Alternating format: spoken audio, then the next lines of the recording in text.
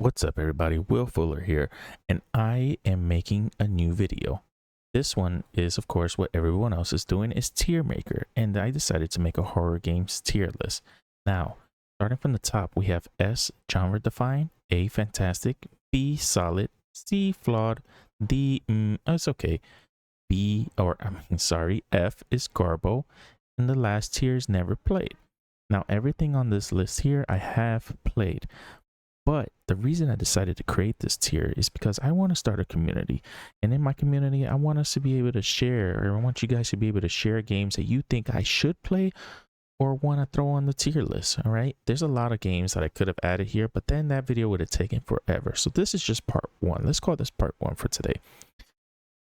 Today, the first game we're going to be talking about is Alien Isolation.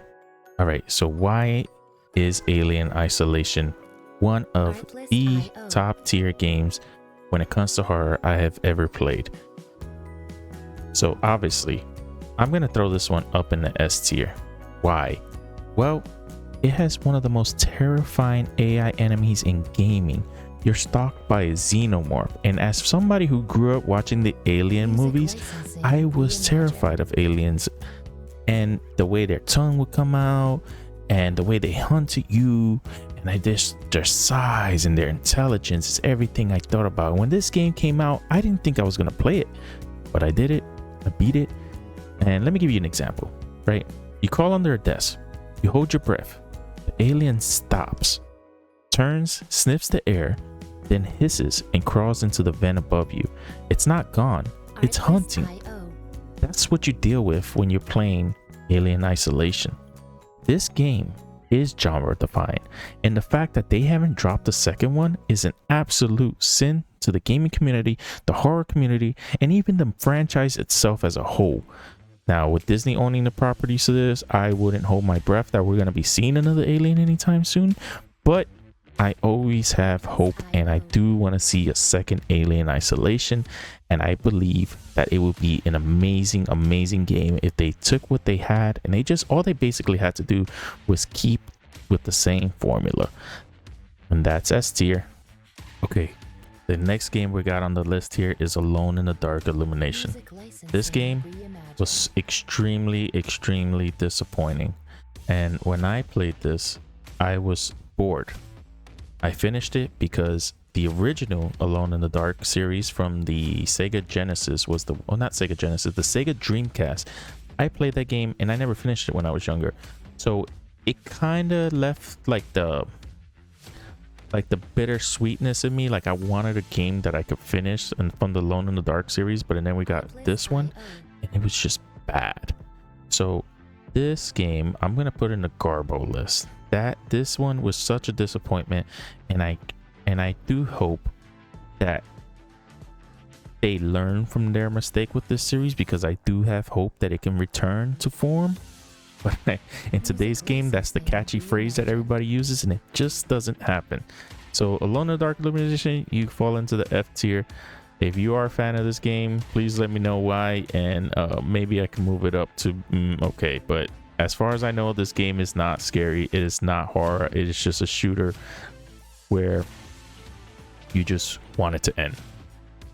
Okay, so the next game I have on the list, this one may ruffle a little bit of feathers here, but I am going with The Evil Within. Now, this game here, I had so much hope for this game. The beginning of this game is perfect.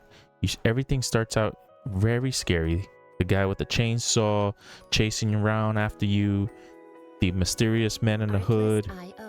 But I want to say after halfway past the game, it really just gets very inconsistent. It loses its spookiness, and I know that's a problem with a lot of horror games, but this one, the jankiness of the controls, the weirdness of the characters, and I don't really have a big problem with the weirdness, but this game had like really great enemies and a lot of potential, and I think halfway through it kind of just threw that all away.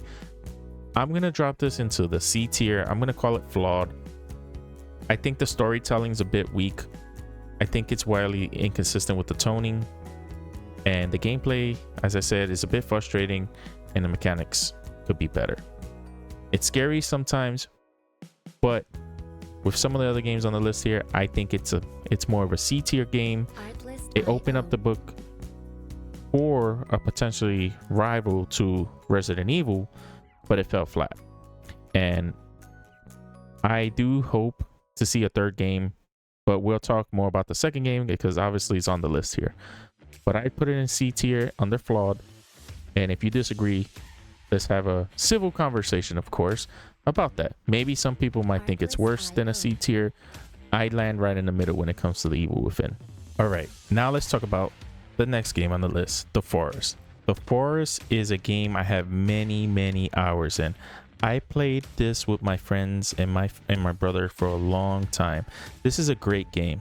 I believe the Forest one is better than the Sons of the Forest, which is not on my list today because I haven't finished it, but I will be finishing that. And if somebody wanted me to put it on the list, I'm pretty sure I have enough knowledge of it to rank it. But when it comes to the Forest, the problem with the Forest is after a few hours, after many hours, actually, let me correct myself, after many hours of playing the Forest, it becomes quite repetitive. There's nothing new to really do in the Forest because it's kind of a small map once you get the grasp of it.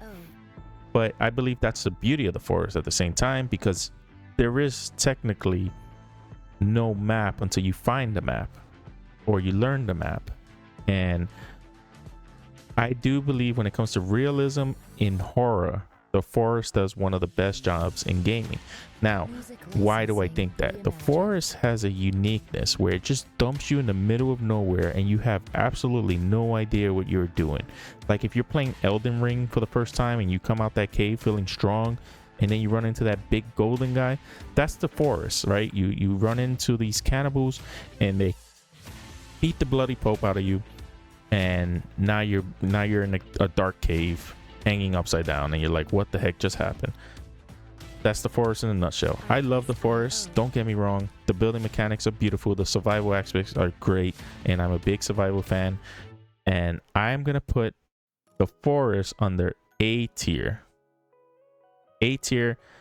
Now, the reason it doesn't fall into the S tier under genre defining is the bugs, the consistency, the storytelling is kind of stuck behind a system of just finding notes and piecing things together, which a lot of gamers will find great, but in terms of like building a community, I think that is gonna hold you back, right?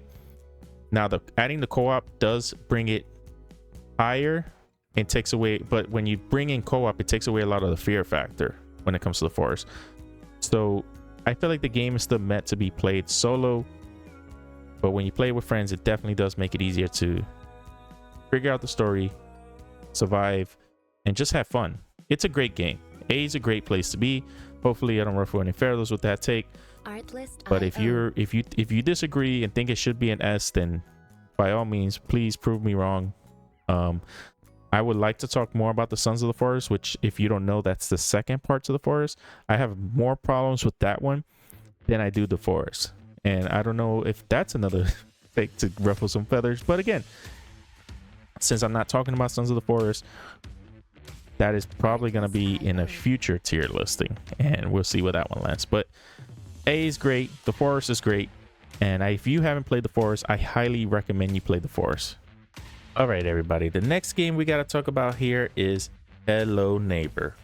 Now, this game, I remember when it came out in alpha and feeling so hyped for this game. This game, the AI in alpha was very smart. It used to, I would say it was supposed to be as good as the AI in Alien Isolation. It was supposed to be smart, learn how to adapt to your actions and counteract whatever techniques or playstyle you were using, and that all went downhill. Here's why I think that happened.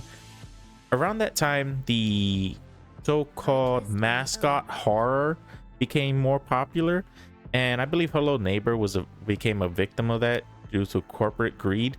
They basically wanted to make money off of their character, rather than just appealing to their original fan base. It was a total mess. Obviously, this game is gonna go in the Garbo list. You can make a case for it to be in D tier. I don't, good luck with that, to me at least, but its potential was there. I think the funniest part about the game is most people, they take this game and they actually revert it back to the alpha. People who still play it, I don't think there is that actually still exists, but I know there was it's not a rumor, but there were people who actually took this game, reverted it back to alpha because the game was more enjoyable then. That's how I played it, was in alpha. When it fully came out, I did play it with my kids. It was fun. It was confusing. Well, I wouldn't really call it fun. It was just confusing. It was like this weird puzzle crap you had to do. I had to look it up a lot of the times because I was just so bored. I wanted to get it over with, and I just wanted to get it done. Hello Neighbor is an absolute garble game. I don't recommend it. Do not play it. Don't even look at it. Don't even watch other people play it. I mean, I'm always about supporting each other. So watch somebody else play it. Watch somebody do some crazy stuff. Now I have watched some crazy glitches and people do some things, but the AI is just so bad. It's very supporting. It's just total nonsense. It's not scary. The puzzles make no sense. It's full of bugs and glitches. It's targeted towards children, but not even they found it fun. They just wanted me to play it. And then later in the game, it just gets worse. Like the opening scene, it's okay, but later in the game, it just gets worse and worse and worse. I mean, it's literally a haunted house built by someone who never played a horror game. So that's what Hello Neighbor is. And yeah, that's all I got to say. As you can see, I have a lot of feelings towards that game, and I don't know if you agree with that. I bet most people do, but let's move on to the next one. Okay, so this next game, I love this series. The Outlast series is an amazing game. Just the atmosphere, the anxiety, it's what you expect from a horror game. This game puts you in such a awkward position of just gore and scare, and just using the dark to trick you, where you have to maintain your battery and you're using night vision off of your camera. And there are times where like you're running through your batteries and you stood in one frozen position for so long that now you have like no batteries left, and now you're just lolling around in the dark. It's happened to me multiple times. I love the Outlast series. I would love to play it on this channel if people wanted me to. Like I said, it's been out for a while. I don't mind playing it again. I freaking love this game, and I would love to play it. This game as a horror series, I'm gonna throw this as an S tier horror. Now why? Because it just puts you in so much anxiety. Like no combat, your only defense is running, hiding in lockers, or sliding under beds. Like that is crazy. And the AI in it's all right. Yeah, I mean, it's all right. It does very good for a game that took a chance. The later series, like this recent one, is fun with your friends. I don't have friends to play too many games with, so I don't get that luxury with the Outlast trials.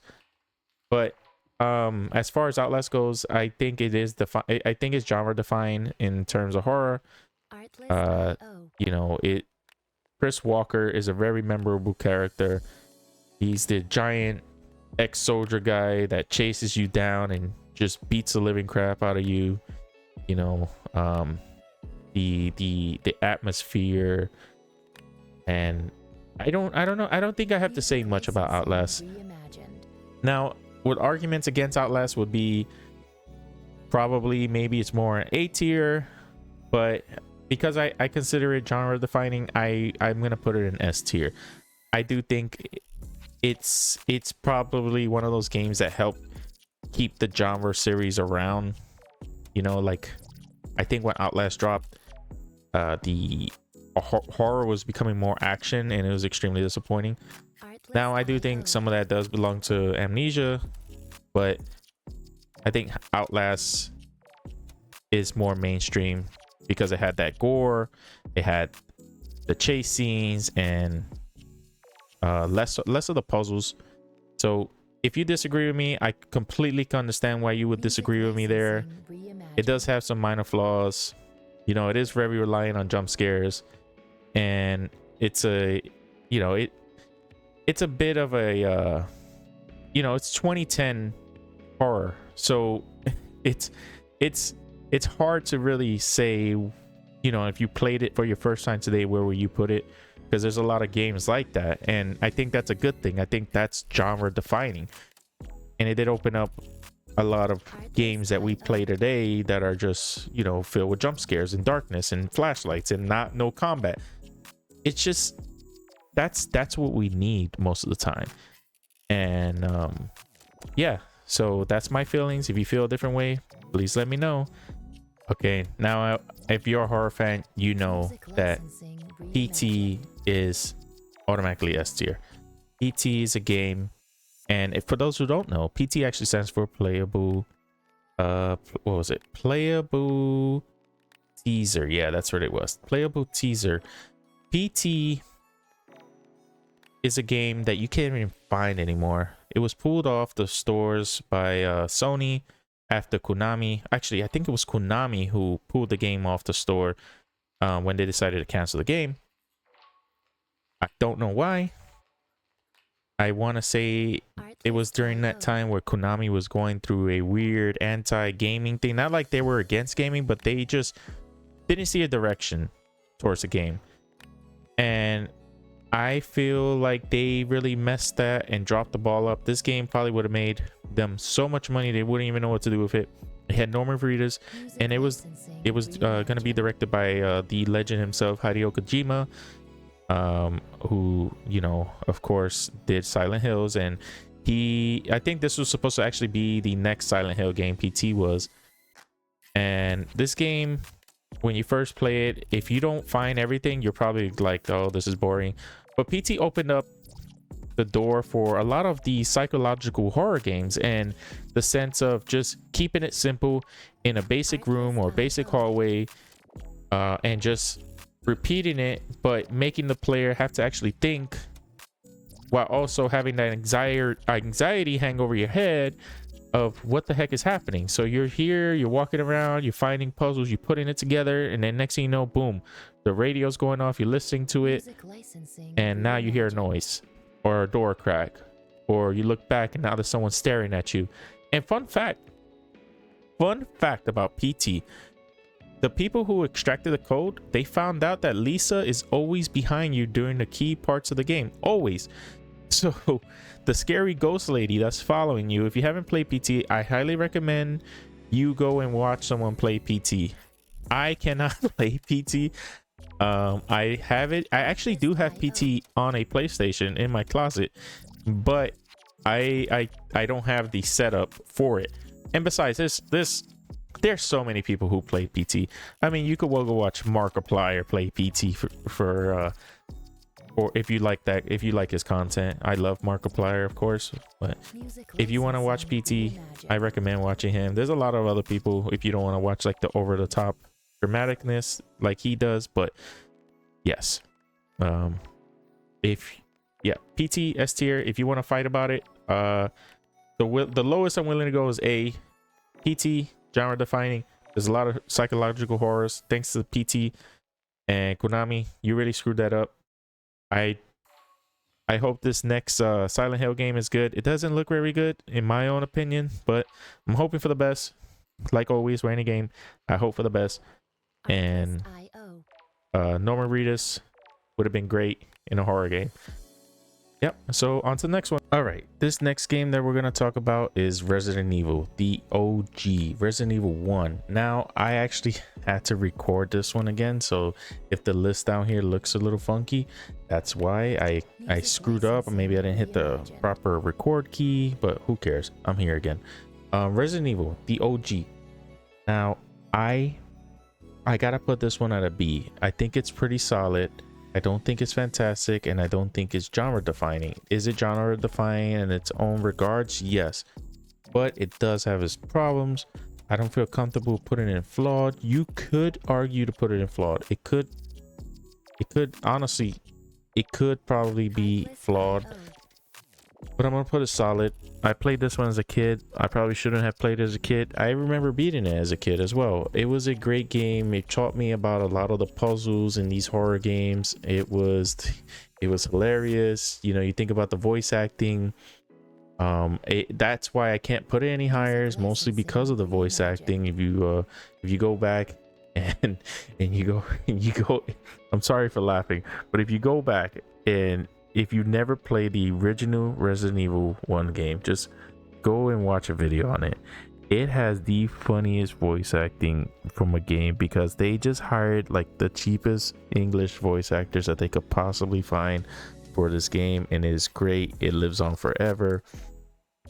You know, we have the Jill sandwich thanks to this game, and the memorable, really memorable moments, like when the zombie comes up to you after eating that person and then opening the door saying, no, I'm leaving. Then you open those doors and then you let those dogs in and you screwed up, and now your character's in the shadow realm. I have so many fond memories of this game. It's really hard for me to put it lower. I'm trying to be honest and humble here, so I'm gonna put it solid. You know, I feel like someone can argue to raise it or to lower it. I like it here. I like it at a nice solid level, but if you feel otherwise, I completely understand. Now let's move on to the next game. All right, so the next game we got here is going to be Silent Hill 2. I remember playing this as a teenager, I believe. So I have a lot of memories from this game, and I never really looked at life with like a more psychological side of things around that age. Like I never really knew what anything like depression was, or like self-guilt, or any of that. I never, maybe I did experience that, but I did not know about that stuff. Silent Hill 2 taught me about all of that, because the story was so confusing to me. I had to look it up. Honestly, there are games like you play when you're younger and you don't know what the heck is really happening. It's like certain movies you watch as a kid that you think that are good, and then you watch as an adult and you're like, why the heck did I ever like this? Silent Hill 2, I love Silent Hill 2. I'm gonna be playing the remake. Hopefully I can stream it, you know, if people are interested. I have 0 subscribers, so maybe no one will be interested, but me personally, I think this game is an S tier. Silent Hill is written beautifully. Now that I can truly appreciate the story behind it, this isn't your typical monster story, it's your monster story, and I feel like those words can resonate with so many people. It's a deep psychological horror, so you know, it's about grief and guilt and trauma and punishment. You know, we all got Pyramid Head thanks to Silent Hill 2, an iconic character that you see every day still, and people know who that is. And you know, the live action movies was not good without Pyramid Head. I do think if they do the Silent Hill 2 remake justice, we are gonna have a really great game in our hands, and I really hope I can play that on stream. And if I could get like 2 people to watch it, great. But you know, as far as long format videos, I don't know if I can. I don't know if I'm gonna upload it. We'll see. I probably will, just for my own sake. But Silent Hill 2 is an S tier game. If as far as like where's the argument there, I think you can lower it down to A, because it is confusing.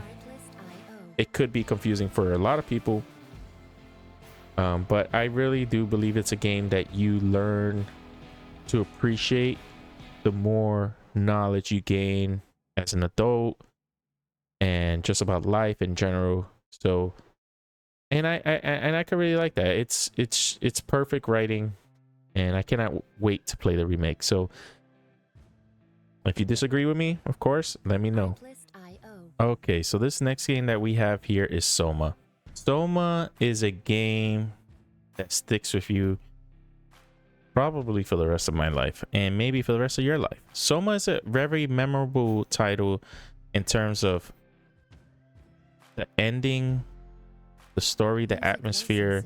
This is one of those psychological horror games, and I feel like there's a trend here with me in psychological horror games, but I promise I did not mean to do that on purpose. I was literally just like, man, what games can I really think of? And then these really popped up into my head, you know, because I had to split it between games I like and dislike, and you know, in the middle, and it's not as easy as you think it is. But Soma, it's a great game, and I feel like it was very memorable, just because it takes the side, like the side of you that is human, and it puts it into question, what does it mean to be a human? Like, because there's times where like man, I don't want to give any spoilers if you haven't played the game, but spoiler warning for anybody who hasn't played the game, there are times where you have to decide, but you don't really have a choice. You have to do it if you want to continue the story. But there's like a robot that asks you, hey, I need your help, please help me. And you have to unplug that robot who still has his conscience, because they basically figured out how to move the human conscience into a robotic body. And that turned the whole concept of like, are they human? Are you a human? And I remember there's a book that I really enjoy listening to. It's called the Bob series, and it is basically asks the question of, is it you? Are you if you transfer your conscience to a different you? I believe in the last book they did answer that question quite well, and I don't remember the answer. Maybe I wasn't fully satisfied with the answer. I have to go back and listen to it again, but I believe they said that it is you. But in this game, you have to figure that out. And while dealing with of course your scary hybrid robot slash humanoid monsters that are coming after you, needless to say, I'm gonna play Soma as a fantastic game. I believe you can probably argue for it to be S tier. I think it's fantastic. I put it with the Forest. It does have its issues. I ran into quite a bit of bugs when I played it. I'm sure if I played it today, those bugs will be gone. You could probably put that up in S tier now. And you know, you're a robot, but who thinks they're human? It's crazy. It's a crazy concept, but the game works. It's not about fighting monsters. It's about, you know, identity, consciousness, and death, and a world dying where you don't see any other humans. This game really adds a creepiness to that. So I really do think that there's an argument to be made for it to be moved up. I don't see it being moved down, but up for sure. Yeah, but if you disagree, I would love to hear you, and let's talk about Soma, because I don't really get to talk about Soma too much. Okay, so you see, I still have 4 more games to go over, but this video is going to be kind of long, and I don't want it to be too long because I still have to edit it. I still have to, you know, make some B-roll, so it's not too boring to listen to me. And I really want to continue the series. So if you people like this, if I get 1 like, I will continue this series. I have no subscribers, so 1 like is all I can ask for. If I get 1 like, I will continue the series. If you want me to add more games down here, please, let's build this community. Me and you, you know, if you're listening to this right now, me and you, we build a community up. Let's add some more games in here. Hey, let's play some games. You see, one of the games on here is Phasmophobia. I really wanted to talk about that, but I didn't get to it. So, you know, if there's a part 2 to this, and this gets 1 like, I get to part 2. See, D tier still empty. We still got this trash here. We still have this one. I really want to talk about this one, and this one, and this one. I love all these games for their own different reasons, even if I don't like them. But I do enjoy talking about games. I can blabber on all day. And I want to talk about it with you. I want to talk about it with your friends. Let's make friends. Let's build a community. Let's talk about horror games. Let's see what we want. Let's play some creepy games. I don't have anyone to play with. So if you were in this, You want to get in this? Let's do it. I'm in this for the long haul. And shoot, I'm willfully, and I hope you enjoy this video. Try not to yell at me too much. I hope you have a blessed day. See ya.